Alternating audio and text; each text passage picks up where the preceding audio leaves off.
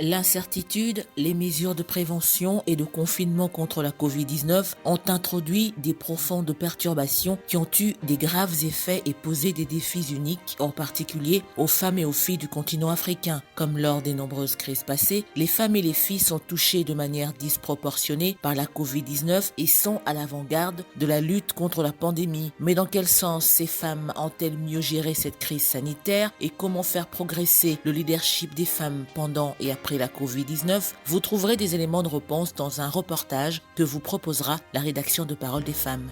Donner aux femmes de toutes les générations la possibilité de faire entendre leur voix peut ouvrir la voie vers l'égalité des générations où le leadership des femmes ne sera plus une exception, mais plutôt la norme. Ainsi, pour mieux cerner la question, s'invite sur notre plateau une femme à la fois émancipée et libre d'esprit. Il s'agit de Bernadette Kamango, femme de médias. Nous la retrouverons dans la rubrique rencontre. Et pour terminer, nous respecterons notre tradition en ouvrant, comme à l'accoutumée, le portail de l'actualité de la condition des femmes dans le monde.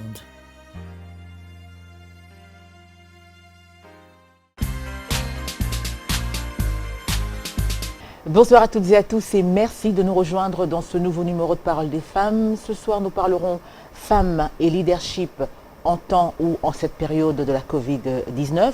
Ce sera en compagnie de Bernadette Kamango, femme des médias, et plus encore militante des droits de l'homme, beaucoup plus encore des droits des femmes. Avec notre invitée, nous réfléchirons à la question, c'est-à-dire nous réfléchirons sur le leadership des femmes en cette période de la Covid-19. Ce sera tout à l'heure, juste après, bien entendu, ce reportage que nous vous proposons. Un reportage qui nous explique de la manière dont la crise liée à la pandémie de la Covid-19 a impacté la vie des femmes dans leur quotidien. Regardez.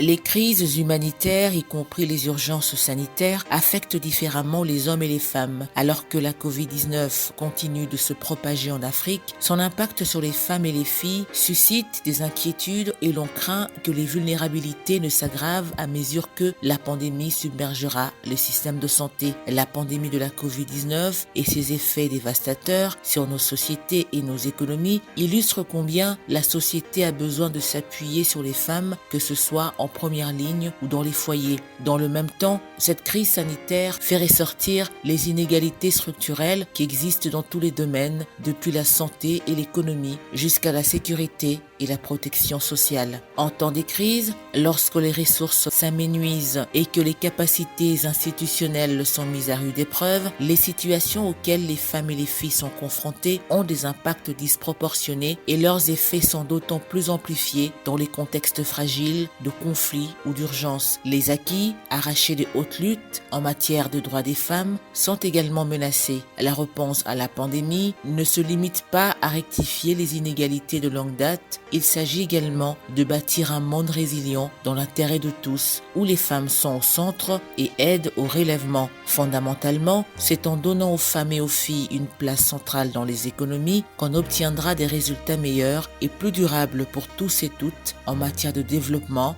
qu'on accélérera la reprise et qu'on retrouvera les moyens de réaliser les objectifs de développement durable.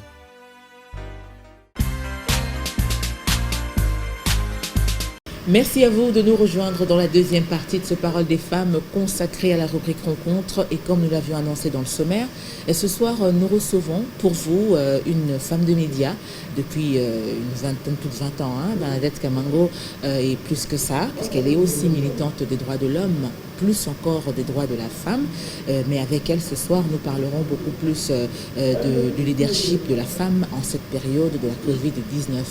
Mais avant tout, nous allons bien sûr la recevoir avec tous les honneurs sur ce plateau. Bonsoir Bernadette. Bonsoir et merci d'avoir encore une fois pensé à moi, surtout en ce mois de mars. C'est toujours un plaisir de vous recevoir sur ce plateau. Oui, également.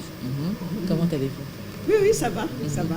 On est en forme, donc on fait tout on se bat comme d'habitude. Voilà. Ah mais ça c'est très bien. C'est vrai, on va rappeler, femme des médias depuis plus de 25 ans. C'est vrai, c'est un métier que vous aimez fortement. Mais est-ce que vous pouvez nous rappeler pourquoi avoir choisi de faire ce métier? Quel est votre principal combat? Bon, pourquoi avoir choisi ce métier? Je crois d'abord c'est une passion. Parce que pour faire ce métier, comme je le dis toujours à nos jeunes débutants, que si vous n'avez pas la passion de ce métier, ça ne sert à rien d'y aller. Si vous cherchez, vous venez seulement pour le végétariat, ça ne sert à rien. Parce que c'est comme toute chose. S'il n'y a pas la passion dans une chose, vous ne saurez pas aller loin. Et puis, qu'est-ce que j'y apporte? Bon, je peux dire j'y ai apporté ma voix, mes écrits. J'y ai apporté beaucoup de choses en fait, puisque quand on est dans les médias, nous sommes pratiquement les témoins des événements qui se passent non seulement dans le pays, mais aussi à travers le monde. Nous sommes aussi, on peut dire, des sensibilisateurs, des leaders d'opinion.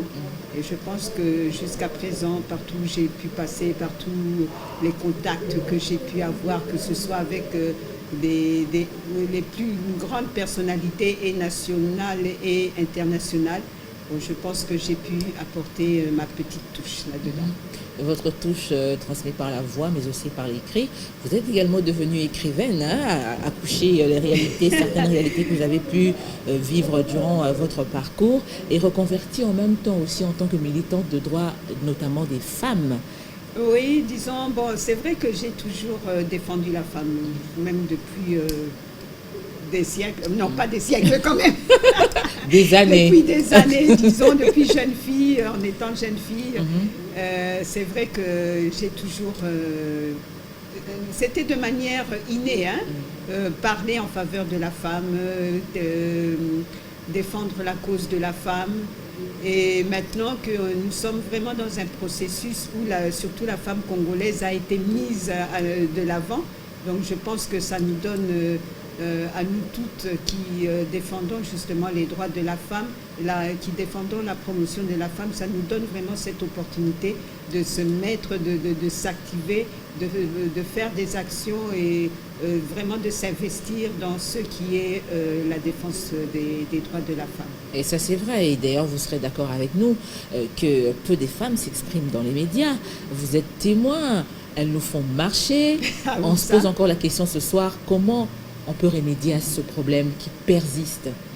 Bon, je crois que c'est à la femme de pouvoir s'ouvrir. Malheureusement, on est encore... la femme a fait beaucoup de choses, la femme congolaise, puisqu'on est au Congo, la femme congolaise fait beaucoup de choses, mais elle n'ose pas s'afficher. Et elle n'ose pas afficher exactement ce qu'elle fait. Parce que je crois que si les hommes, par exemple, découvraient exactement quelle est l'implication de la femme, je ne pense pas qu'ils se permettraient de toujours essayer de la minimiser. Je prends un titre d'exemple comme c'est l'actualité. Actuellement, on voit que le gouvernement, la sortie du gouvernement est en train de traîner. Tout simplement parce qu'on réclame à la femme des méritocraties. On lui dit il ne faut pas qu'elle croie que tout va lui tomber sur un plateau d'or.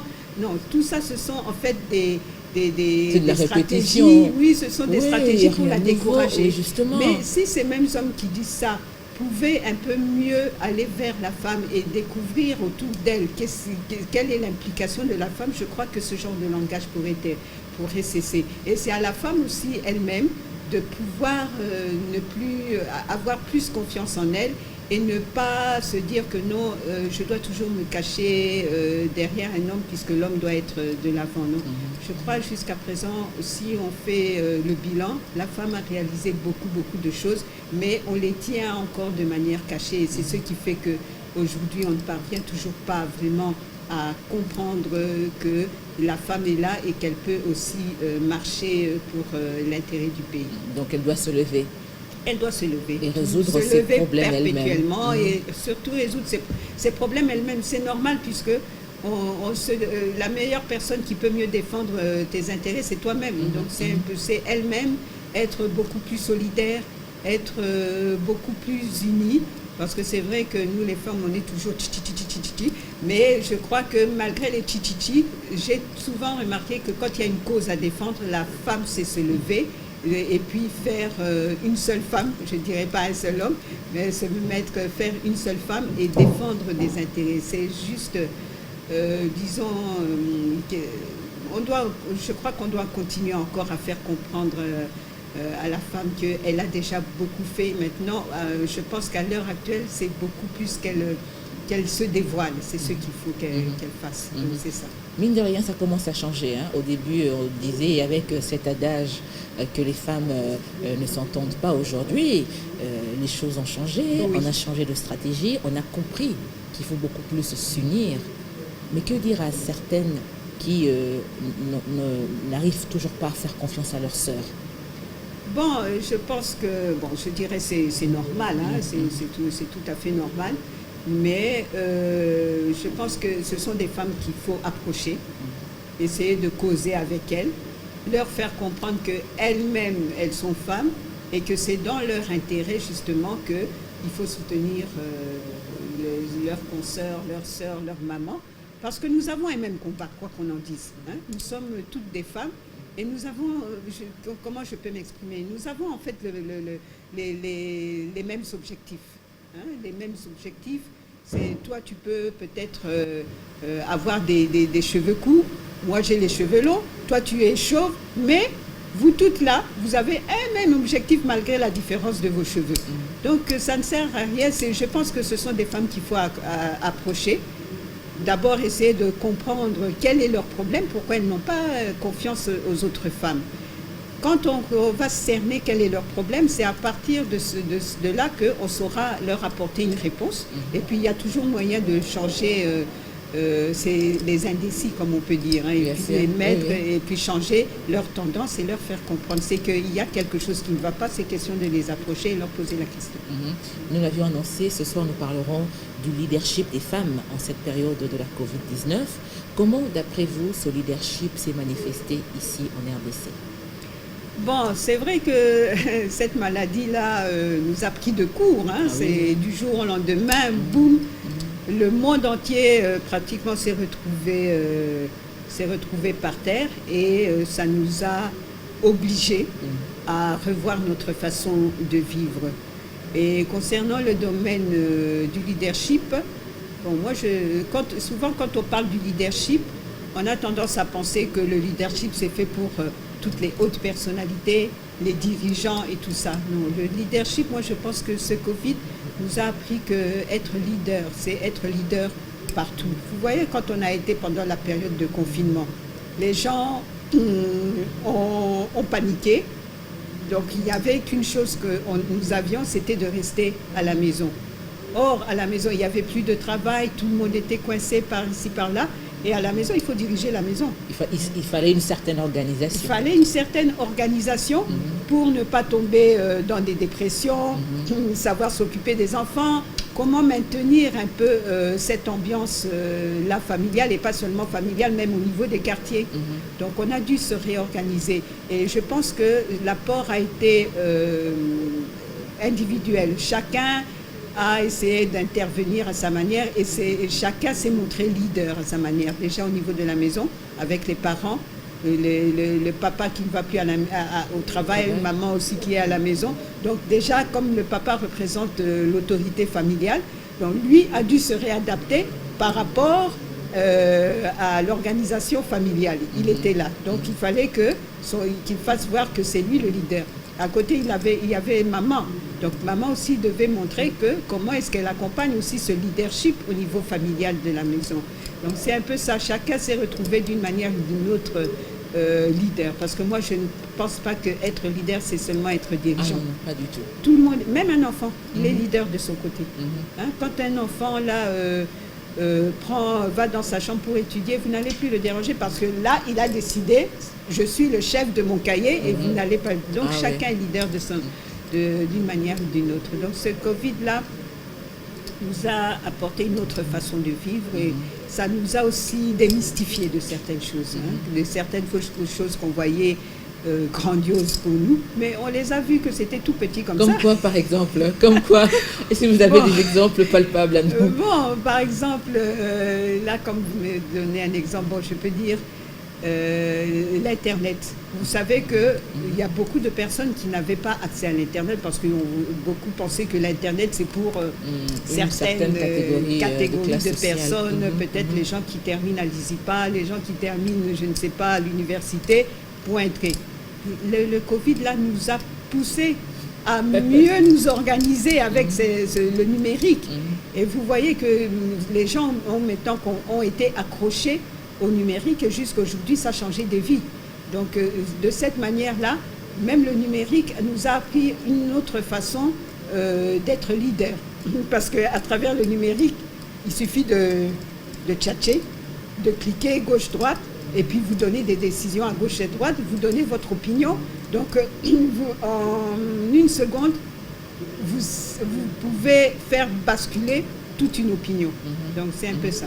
Et vous, personnellement, qu'avez-vous tiré comme leçon par rapport à cette crise sanitaire? Ouais, bon, moi, personnellement, bon, d'abord, au début, quand évidemment nous tous, on était un peu désarçonnés, déstabilisés, on se demandait mais qu'est-ce qui se passe? Et on pensait que ça serait une affaire d'un mois, puis malheureusement jusqu'à aujourd'hui, on est encore là-dedans. Alors dès le départ, ce qui m'avait fait d'abord sourire, c'est de voir comment est-ce qu'un tout petit microbe de moins d'1 millimètre met le monde entier par terre, et même les plus grandes puissances, ceux qui se disent être les plus grandes puissances, donc ça les a mis par terre beaucoup plus que nous ici en RDC. Donc déjà, ça m'a fait comprendre la fragilité de la vie, d'abord ça. Deuxièmement, moi aussi, ça m'a permis aussi de m'organiser autrement. Parce qu'avant, on pensait que pour aller travailler, il faut seulement se lever tôt le matin. Tu prends ton sac, tu pars te battre dans le transport, tout ça. Mais ça nous a apporté le phénomène du télétravail, de la télétravail. Maintenant, moi-même, jusqu'aujourd'hui, je suis encore en télétravail pour beaucoup de choses. Et j'ai même remarqué que je parviens à faire beaucoup mieux des affaires en télétravail que quand c'était en présentiel. Ça nous a aussi donné de nouveaux vocabulaires, comme les présentiels, confinement, distanciation, je ne sais pas quoi. Donc, il y a beaucoup de... Même si la Covid, malheureusement, est négative sur le plan sanitaire, mais sur le plan social, on peut dire que ça nous a quand même apporté beaucoup de choses. J'ai eu, par exemple, des mamans qui me disaient que avant le Covid, elle n'avait jamais le temps de regrouper tous ses enfants. Et le Covid les a obligés à pouvoir se retrouver tous à la maison, bien confinés. Alors ça resserrait un peu les liens familiaux. Donc le Covid a été négatif sur le plan sanitaire, parce que ça a fauché des vies et tout ça, beaucoup sont partis.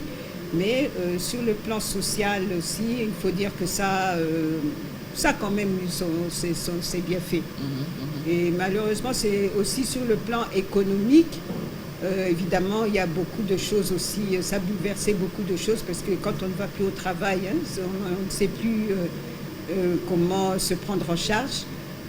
Il y a des personnes là qui se sont retrouvées par terre avec le Covid. Bon, je vois dans des pays bien organisés, les gouvernements essayent quand même de les aider. Malheureusement, nous, à notre niveau ici, on ne peut pas trop demander à notre gouvernement, qui d'ailleurs n'est pas encore en place jusqu'à présent. Oui, justement. Voilà. Alors, s'il faut parler maintenant des impacts, quels sont les impacts de cette crise sanitaire sur les femmes et les filles ici en RDC? Bon, je dirais d'abord sur les filles, parce que la fille a été privée de l'école. Et cette fillette, que ce soit la fillette, que ce soit la jeune fille, on les a vus beaucoup plus être obligés de participer aux tâches ménagères. Il y a même, je ne connais pas bien les chiffres ici en RDC, mais je sais que par exemple dans d'autres pays, surtout africains, il y a beaucoup de filles qui malheureusement se sont retrouvées enceintes. Je crois qu'il y a aussi ces mêmes phénomènes, tout simplement par le fait de ne pas être occupée, être encadrée au niveau de l'école. Donc, je pense que la place de la jeune fille, c'est vraiment être à l'école. Le fait que cette privation d'école, en fait, une privation qui était malheureusement nécessaire pour combattre cette pandémie, a eu un impact justement sur cette jeune fille. Vous savez déjà, culturellement et naturellement, dans nos pays africains, La fille est destinée d'abord au ménage. Oui. Le garçon, lui, va jouer son petit foot, va jouer avec les copains et tout ce que vous voulez. Oui, il a tout son temps. Quoi. Il a tout son temps, mais la fille, c'est déjà d'abord le ménage, la maison, tu dois aider. J'étais à Kisantu il y a plus ou moins un mois. J'ai trouvé des petites filles là en train de faire la corvée de l'eau pendant ce confinement-là. Donc elles vont à la source très loin, elles vous marchent des kilomètres. Mais tout ce chemin, moi j'étais en train de calculer, j'ai dit mais sur tout ce chemin-là, c'est aussi risquant pour et leur santé parce qu'elles sont obligées de porter des seaux d'eau là. Peut-être que le corps ne peut même pas, le poids du corps ne correspond même pas. Non seulement ça, elles peuvent être exposées à des attaques, être agressées en chemin. Alors ça m'a fait mal, je me suis dit mais vraiment toutes ces corvées-là, c'est tout simplement parce que il y a le confinement, les écoles ne sont pas ouvertes, alors il faut occuper la fille de cette manière-là. Alors que si, par exemple, au niveau des familles, on avait beaucoup... en fait, certaines familles se sont organisées effectivement pour encadrer leurs jeunes filles, mais c'est la majorité. Non, ce n'était pas ça la majorité, c'était que la femme doit participer aux travaux ménagers. Quel autre impact sur la femme? Bon, on a vu, par exemple, ici à Kinshasa, Zando était fermé. Oui. Et vous savez que Zando, oui, c'est ça. Il y a beaucoup de mamans qui vivent rien que de leur petit commerce au quotidien. Donc, Zando était fermé. Il y a des mamans qui, jusqu'à présent, ne se retrouvent plus du tout dans leur commerce parce qu'elles ont dû, le peu qu'elles avaient, peut-être les petits épargnes qu'elles avaient, elles ont dû dépenser ça pour la survie, oui, pour la survie de la famille. Par exemple, au Grand Marché, nous avons des veuves, nous avons des femmes divorcées, nous avons des femmes seules qui élèvent leurs enfants seules. Donc, la moindre miette qu'elles gagnent, ça ne va pas se tourner vers elles, ça se tourne automatiquement d'abord sur les enfants et sur tout l'entourage qu'elle a sous sa charge. Donc, c'est cet impact sur le plan économique. Ça a vraiment déstabilisé un peu la femme, et non, sans compter que sur le plan sanitaire aussi, ça l'a frappé. Donc c'est un peu ça. Ça c'est vrai. Et s'il faut parler du confinement destiné bien entendu à limiter la propagation du coronavirus, et ces mesures se sont accompagnées notamment des violences conjugales, notamment à l'encontre de la femme. Comment expliquer ça? Oui, malheureusement, c'est un constat vraiment très, très regrettable, non seulement ici au Congo, dans le monde entier. C'était vraiment un constat général. Et selon les spécialistes, c'était justement le fait de se retrouver dans les quatre murs. Donc la promiscuité a été en défaveur de la femme. La promiscuité, c'est vraiment très, très regrettable. Et je pense qu'il y a encore... la violence conjugale doit vraiment figurer en primeur aussi sur le combat de la femme. Alors, quelle solution pour les victimes? Est-ce que le gouvernement a pu faire quelque chose justement pour prendre en charge toutes ces victimes qui sont bien entendu des femmes qui ont été exposées par rapport à ces genres de violences? Bon, que peuvent faire les victimes? Évidemment, les victimes, quand tu es victime, la moindre des choses, c'est d'aller dénoncer. Briser le silence. Parce que s'il n'y a pas une dénonciation, il est vraiment difficile peut-être de vous apporter une solution à votre problème. Si par exemple, je pense que si ces violences conjugales, on est en train d'en parler actuellement, c'est justement parce qu'il n'y a pas de dénonciation. Aussi longtemps qu'il n'y a pas de dénonciation, ni même la justice. Quand je parle justice, je parle de la police, je parle des cours et tribunaux, je parle en fait de tous ces tralala judiciaires. Donc eux ne peuvent rien faire et ni même le gouvernement ne fera rien parce qu'ils diront bon, on en entend parler mais nous n'avons pas des preuves. Le fait de dénoncer, c'est apporter déjà la preuve. La victime doit vraiment, les victimes doivent apprendre à dénoncer et à dénoncer sans aucune crainte. C'est seule la dénonciation qui pourra faire que le gouvernement puisse vraiment bien s'impliquer et prendre cette situation très au sérieux. vous voyez par exemple avec ce qui s'est passé à l'Est, les viols des femmes, si le gouvernement a pu s'impliquer, non seulement le gouvernement, même les gouvernements internationaux, que ce soit les organismes internationaux et nationaux, s'ils ont pu s'impliquer, c'est parce qu'il y a eu des dénonciations. La femme a parlé, la femme a tapé du poing, on a dénoncé, pas seulement la femme, la société a dénoncé ce qui se passait. Alors je pense que par le fait de cette dénonciation, aujourd'hui il y a quand même eu quelques solutions. Des lois ont été votées, même le code de la famille a été réformé. Donc vous voyez, donc le rôle de la victime, c'est vraiment d'aller dénoncer pour avoir une solution à son problème. Absolument. Et d'ailleurs, puisque nous sommes en train de clôturer le mois de mars, qui est un mois dédié à la femme ici en RDC, rappelons quand même que l'ONU Femmes a décidé donc de mettre en exergue l'implication de la femme dans la gestion de la pandémie de la Covid-19. Et en reparlant de la RDC, dans quel secteur avez-vous pu percevoir justement une grande implication de la femme par rapport à cette pandémie de la Covid-19?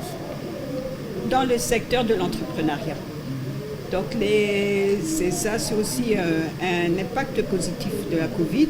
Le fait que les femmes se sont retrouvées un peu désarçonnées, sans rien, elles se sont réorganisées et maintenant elles se sont réorganisées au niveau surtout dans les associations des femmes et dans le domaine de l'entrepreneuriat.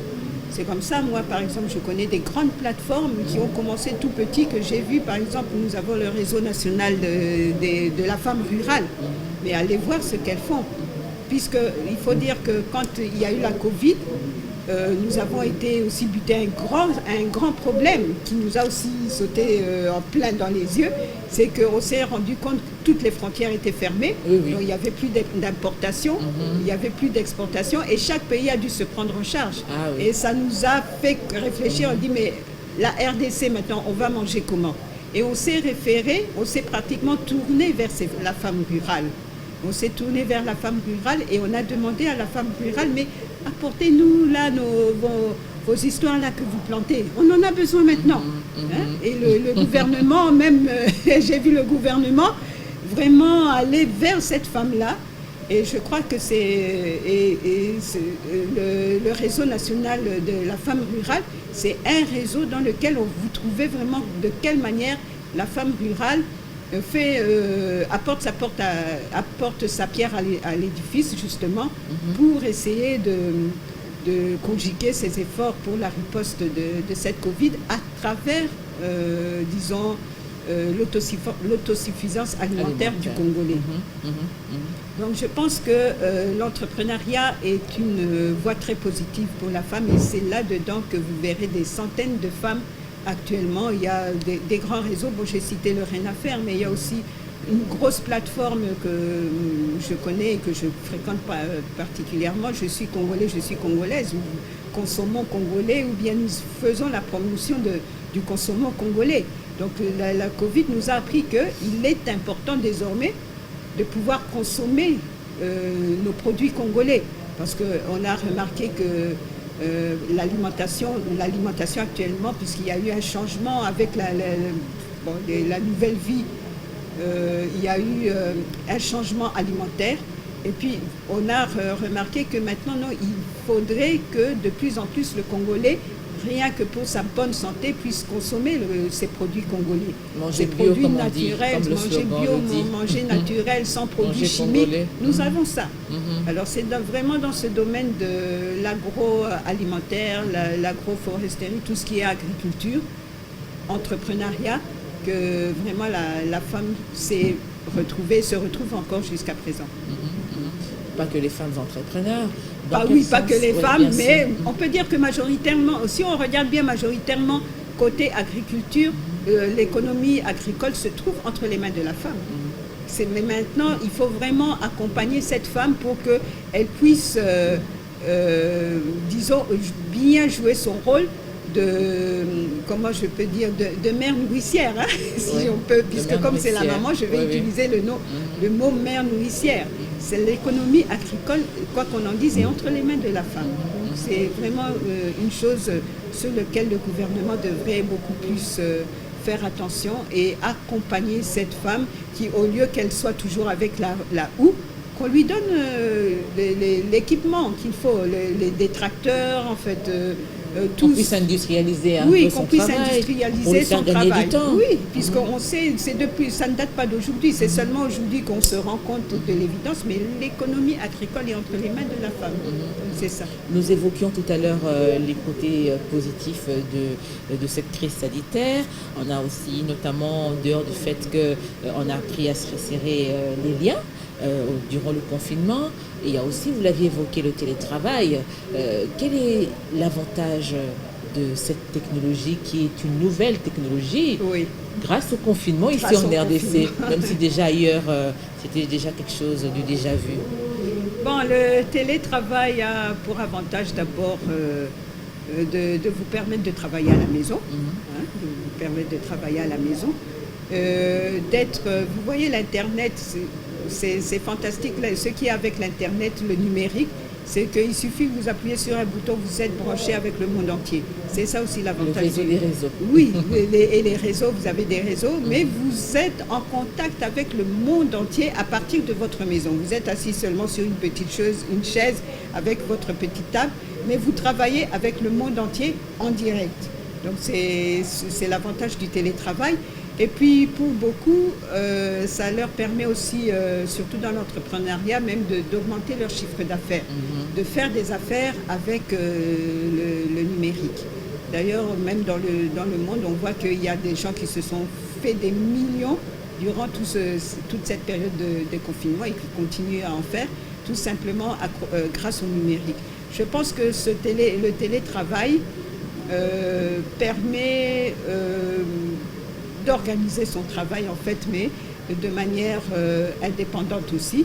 Le seul problème, c'est que ça nous coupe un peu aussi les contacts avec peut-être votre personnel. Par exemple, vous avez peut-être besoin de la secrétaire, ou bien vous avez peut-être besoin d'un agent pour vous faire une course, peut-être ça vous coupe un peu ce contact-là, cette chaleur humaine. C'est la chaleur humaine. Physique. Oui, ce contact physique dont la faiblesse de l'homme a vraiment besoin. Mais sur le plan du travail, en tout cas, le télétravail me fait gagner du temps, me fait gagner, comme je suis aussi femme entrepreneur, me fait aussi gagner un peu plus des contacts avec certaines personnes, certains groupes, certains réseaux avec lesquels je suis en conversation. Donc le télétravail, c'est une bonne chose pour moi en tout cas. Et par rapport à cette crise sanitaire, un constat a été émis dans le fait que les femmes sont sous-représentées dans la gestion de la riposte de la crise de la Covid-19. Qu'en dites-vous? Sous-représentées, je ne sais pas parce que je n'ai pas vraiment les chiffres. Mais moi, je sais que ici, par exemple, surtout à Kinshasa, il y a, durant le confinement, le premier confinement, il y a eu beaucoup de femmes qui ont été formées dans la fabrication du gel hydraulique. Et actuellement, il y a beaucoup de femmes qui produisent ce gel. Elles se mettent ensemble pour fabriquer le gel hydraulique. Il y a par exemple une femme qui a organisé justement l'avantage d'être en télétravail, des formations en ligne. Moi-même, j'ai bénéficié de cette formation en ligne. Il y a d'autres associations aussi qui ont organisé maintenant en présentiel entre elles des formations pour apprendre à la femme comment on fabrique le gel hydroalcoolique. Et le but de cette formation-là, le but de ces organisations-là qui incitent la femme à fabriquer ces genres de produits, c'est justement pour participer à la riposte. Il n'y a pas seulement les gels, mais il y a aussi, par exemple, les produits ménagers, les désinfectants et tout ça. Il y a beaucoup de femmes actuellement qui sont formées et qui vendent ces produits. Donc, elles sont formées, ça leur permet de fabriquer, ça leur permet de vendre et ça leur permet de s'autofinancer. Donc, je pense que la femme participe à sa manière. Et puis, si ce n'est pas ce côté-là, beaucoup de femmes partent sensibiliser d'autres femmes. J'ai quand même vu nos grandes dames se déplacer vers d'autres femmes pour essayer de sensibiliser sérieusement par rapport à cette Covid. Donc la femme participe aussi largement à cette Covid, mais c'est comme je le disais dès le départ, on ne montre pas suffisamment ce que la femme fait. Et on a tendance à penser que la femme ne fait rien, alors que la femme fait beaucoup. Donc c'est juste un problème de communication par rapport à ce que la femme fait. Mais la femme, je crois qu'elle participe, surtout qu'elle doit veiller à sa famille. Donc elle a les enfants, donc automatiquement, elle s'implique automatiquement pour que les enfants ne soient pas touchés. Quand les enfants vont à l'école, on sait l'enfant peut être contaminé là-bas. Quelle est la première personne qui va veiller à ce que l'enfant ne soit pas contaminé? C'est la maman.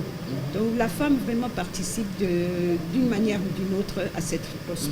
Et comment faire progresser justement le leadership de la femme pendant, on en a parlé, et surtout après la Covid-19? Bon, c'est toujours, moi j'aime la sensibilisation, toujours être derrière elle, la sensibiliser, lui faire comprendre que c'est pas parce qu'on est passé dans une étape qu'il faut maintenant se croiser les bras et puis dire bon c'est terminé, bon je n'ai plus rien à faire, non.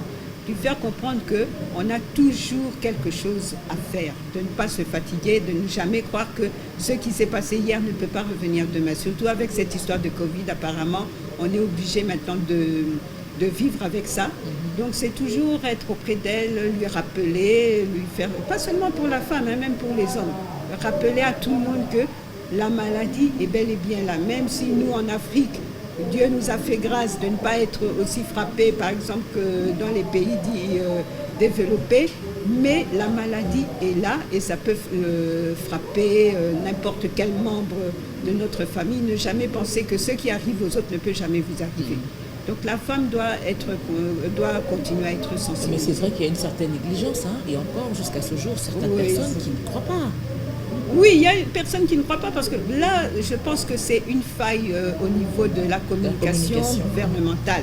C'est justement à l'État de veiller à ce que la population accapare cette information, que attention, il y a cette maladie qui frappe. C'est pas la première fois qu'on est frappé par des maladies. Par exemple, je vois à l'époque, il y avait le sida. Avec le sida, quand on a compris que le sida, d'ailleurs on pensait que le sida c'était la pandémie, mais on voit qu'il y a encore une pandémie qui est pire que le sida. Mais il y a eu des sensibilisations et les gens ont intériorisé ça en eux, que voilà, il ne faut plus utiliser par exemple des lames de rasoir, qu'il ne faut plus utiliser les mêmes seringues là. Donc, tout simplement pourquoi? Parce que la sensibilisation a été forte. Il y a d'autres maladies comme la tuberculose, tout ça. C'est question que le gouvernement fasse vraiment la bonne communication et qu'elle fasse comprendre à la population que la maladie est bel et bien là. J'ai souvent entendu des gens, oh non, on n'a jamais vu un cadavre, tout ça.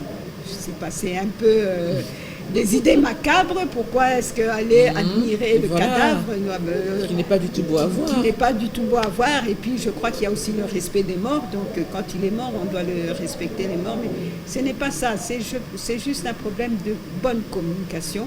Et là, je crois que quand même le gouvernement n'a pas su vraiment bien assurer ce côté-là.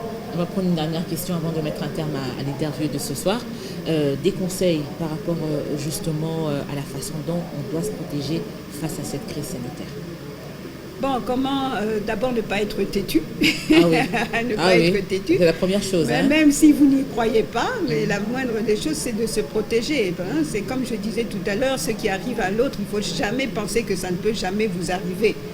Et puis, essayez quand même de suivre les conseils qu'on donne, que ce soit sur les médias, par exemple comme ici, à la radio, à la télévision, sur l'Internet. Ne pas toujours penser que la maladie n'existe pas. Non, la maladie est bel et bien là. Si certains ont été vraiment frappés et que les autres n'ont pas été frappés, mais considérez que ces gens qui ont été frappés par la maladie, si ces gens ont été frappés, c'est que parce que la maladie est là. Donc je pense qu'on devrait éviter d'être moins têtu. Je vois actuellement, il y a beaucoup de discussions autour du vaccin, surtout ici au Congo.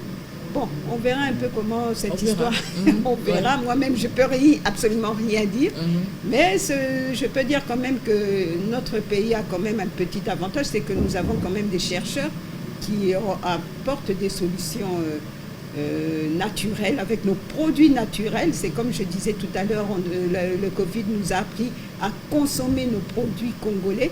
Je pense que nous avons aussi des médicaments naturels que nous pouvons mettre en valeur, et je crois qu'il ne faudrait pas négliger cet aspect aussi de nos génies, de nos chercheurs congolais sur lesquels nous devons justement nous appuyer pour contrer cette maladie-là.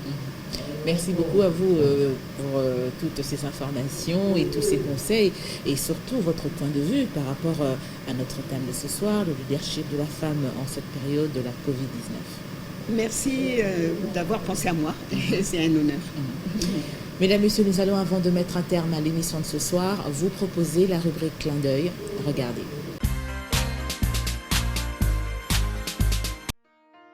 Voici pour vous l'actualité de la condition des femmes dans le monde. À 38 ans, Vjosa Osmani devient la première présidente de l'histoire du Kosovo. Cette juriste anticorruption est particulièrement populaire chez les jeunes et les femmes qui voient en elle une source d'inspiration contre le patriarcat. Son élection confirme la montée en puissance des femmes sur la scène politique de ce petit pays des Balkans où 6 ministres sur 15 sont des femmes. Professeure de droit, polyglotte de 38 ans, Vjosa Osmani incarne avec son allié, le nouveau Premier ministre réformiste de gauche Albin Kurti, une classe politique d'une nouvelle génération après des années de règne des anciens commandants rebelles de la guerre de l'indépendance contre les forces serbes. Si tous deux ont bénéficié d'un raz-de-marée électoral aux élections de février 2021 dernier, c'est surtout Vjosa Osmani qui a rassemblé sur son nom plus de 300 000 voix, un score qui frôle celui obtenu jadis par l'ancien président Ibrahim Rugova, considéré comme le père de la nation kosovare. Le mardi 23 mars 2021 dernier, l'Ever Given, un porte-containers géant, s'était échoué au travers du canal de Suez, bloquant ainsi une des artères commerciales les plus importantes du monde. Quelques heures après, sur les réseaux sociaux, une information est massivement relayée. Marwa El Seledar, la première femme capitaine de navire d'Égypte, est impliquée dans l'incident. Sauf qu'au même moment, en réalité, elle était en poste en tant que second à Alexandrie, à plusieurs centaines de kilomètres de là, aux commandes de l'Aïda 4. Dans une interview accordée à la BBC, elle a déclaré qu'elle n'avait aucune idée de qui avait diffusé cette fake news en premier, ni la raison pour laquelle il l'avait fait. Lutte syndicale et solidarité féminine. Sylvie Kimissa, mère de famille congolaise de 50 ans, entrée en Europe par l'Italie, raconte le parcours qui l'a conduite jusqu'à Ibis Batignolles à Paris, où elle mène une grève des femmes de chambre depuis juillet 2019. Dans cette société, c'est toujours le patronat qui gagne, critique cette forte tête, décidée à inverser la tendance. STN, son employeur, mais également l'hôtel et le groupe Accor, les donneurs d'ordre sont assignés devant le Conseil de prud'homme de Paris pour harcèlement moral et sexuelle. Pourtant, rien ne prédestinait Sylvie, qui a étudié le secrétariat au Congo-Brazzaville, à se rebeller contre son patron. Unie aux autres femmes dans la lutte syndicale, elle a appris à se sentir fière dans cette lutte portée par le syndicat des hôtels des prestiges et économiques. Ce sera tout pour l'actualité de la condition des femmes dans le monde.